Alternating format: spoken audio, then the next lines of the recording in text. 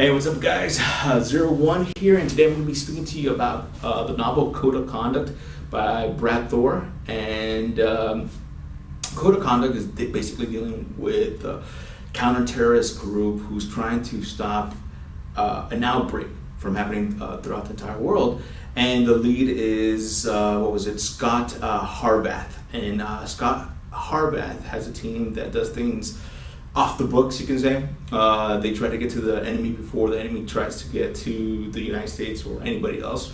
So they go into the Congos and they find out that a secret organization has synthesized this biological virus that could kill people in a couple of days.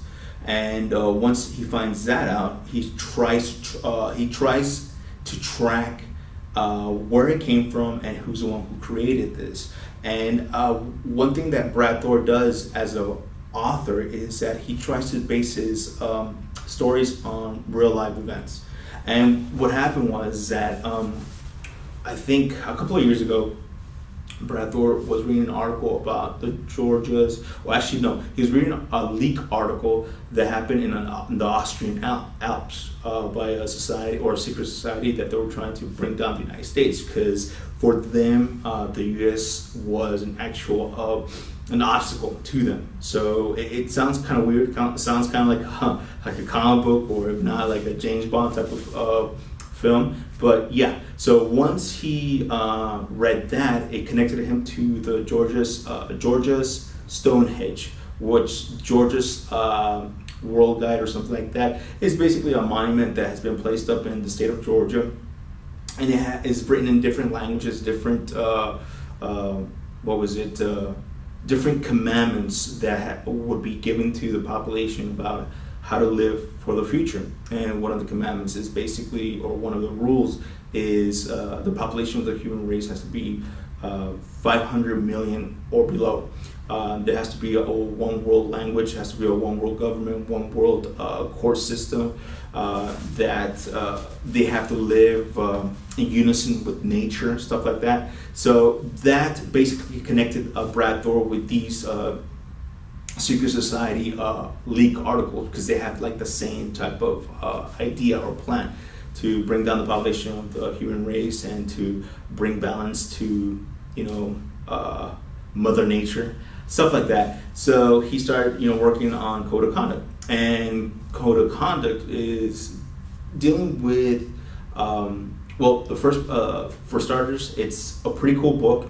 I do recommend it for the family. It doesn't have your typical espionage language where it's cussing right and left, or Brad Thor doesn't really go too much into detail of the action in a sense, the brains being blown up and guts everywhere and people cussing right and left and stuff like that. He very much focuses on the pace of the story, and the story does move along real quick. The chapters are even short, but the highlight of the novel is that Scott Harbath, which is the main protagonist, he comes off like as a real genuine man that wants to do what is right, and he comes out like the typical heroes of old, you can say. And he is this counter-terrorist man that leads a team into the Congos, because in the Congos there's actually these clinics owned by CARE, and they got a footage from an unknown source that one of the clinics got hit by biohazard individuals that just came and just shot up the place. And it's up to Harbath and the team that he has brought in to investigate. And they go into the Congos and they find that there's actual a synthesized virus that is capable of killing people real quick, and they don't want to spread throughout the entire world. So they start doing the investigation, and Brad Thor does a real good job in bringing detail to the investigation, and also what goes on in the mind of Scott Harbath. Is not just an ex-Navy SEAL, but he's also been trained to be, and different ways of militarized and also special ops training that he's had. So he's kind of like this apex soldier. This is like, top of the line. And but the cool thing also is that he also has human side. Like Jason Bourne. If you've ever seen the movies with Matt Damon, where it's like, he's a killing machine, but there's still that side of him that is a human being, that he has emotions, he has a soul, he has a conscience, basically.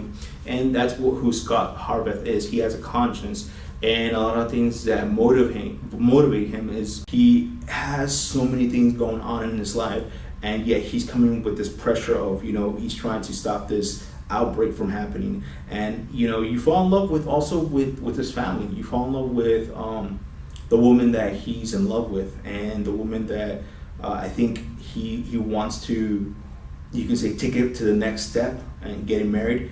But he also has that conflict where it's like he likes what he does. He loves going out there into the field and taking down the bad guys and stopping bullies from being bullies. His team is very different, because he also has like a midget who's a hacker, and he's, I think, from like Russia or something like that. He has this this funny way of being, and he has these two dogs that are also very delightful to read about. So you're also going to get a little bit of humor. But yeah, I mean, other than that, it's a very easy to read book. It's not. It doesn't have so much militaristic jargon. It doesn't have too much of the typical Tom Clancy type of novels, where it's like, thick, and at the same time there's all these different words where you're like, what the heck is that? What is that? And this is that. He doesn't focus too much on that aspect, where it's like, he's carrying a 45 that has, the centimeter of the centimeter of the bullets, and the millimeters of,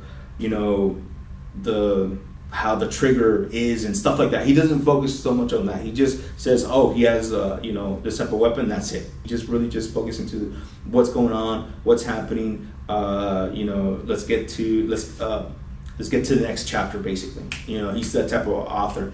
Main antagonist comes off as a very charming guy. He comes off his name is Damien, and he's real. You see him as a guy who has this idea for the human race, and he wants to improve the human race. But in order for that to happen, a lot of people have to get killed and executed. So in his philosophy, it's like, well, I mean, it's either our planet Earth be destroyed, or a huge percentage of the population be destroyed. But one way or another, there's going to be order after this chaos. And he's also he's like a business tycoon guy that works for the United Nations. He's protected by not just the United Nations, but also by his citizenship to the United States, and also to Canada. So he has those things going on for him. And there's you can't just go execute somebody who's a U.S. citizen or Canadian. You have to go through due process. So that's one of the things that we notice, how the laws of the country can be abused, especially by a man who works with all these secret organizations, and not just secret organizations around the world, but also secret people that work within the government of the United States that have connections with them, and they little by little they start getting into power.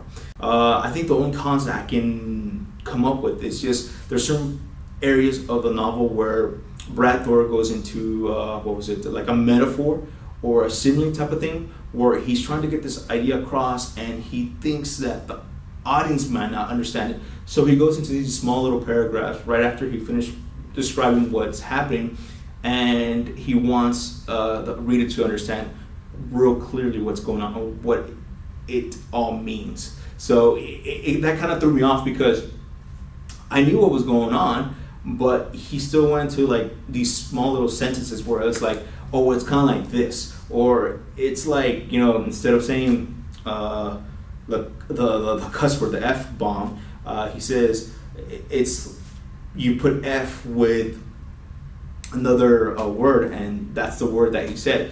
I think he could have just taken that off and just put like instead of dropping F bombs, he could have said like my goodness or crud or crap, something like that, where it was kind of like you get the idea across. But I mean, hey, every author has their style of writing. So I mean, hey, if you guys kind of feel like, oh man, I really want the blood and gore and the explosions and all that stuff, then you're not going to get it from this novel. But you will get a very, very thorough, detailed way how the government reacts and how professionals react in a situation where there's a big giant emergency in the country. And that was cool. I really like that. I really love the stages that that the government, the U.S. government, reacts or implements when something like a virus goes into a different area of the country, and it just little by little you start seeing on the backdrop of this novel, like panic starts rising to the citizens of the United States, and not just citizens of the United States, but throughout the entire world. So yeah, guys, I do recommend it to the family. I think there's only one cuss word that comes out in the entire novel. It's a very patriotic novel. It's a very fun-loving, adventure. It's also very, how can I put it, fast-paced. It really is a fast-paced novel, and you can finish it in a day. So I do recommend it, and thank you so much, guys, for listening to my review on Code of Conduct by Brad Thor. And I also am going to be doing some film reviews of Avengers: Age of Ultron, and it's coming up pretty soon. So keep on watching. Thank you so much, subscribers, and press that like button. Later, guys. Bye.